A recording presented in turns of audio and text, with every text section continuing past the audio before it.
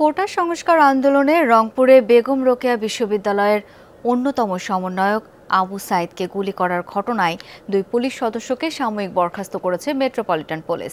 দুপুরে এই তথ্য জানান রংপুর মহানগর পুলিশ কমিশনার। তিনি বলেন, প্রাথমিক তদন্তের ভিত্তিতে এই সিদ্ধান্ত নেওয়া হয়। আবু সাইদের মৃত্যুর ঘটনায় কর্তৃপক্ষের আদেশ অমান্য করা এবং কর্তব্যে অবহেলার কারণে তাজহাট মেট্রোপলিটন থানার এএসআই আমির হোসেন এবং কনস্টেবল সুজন চন্দ্র রায়কে সাময়িকভাবে বরখাস্ত করা হয়েছে।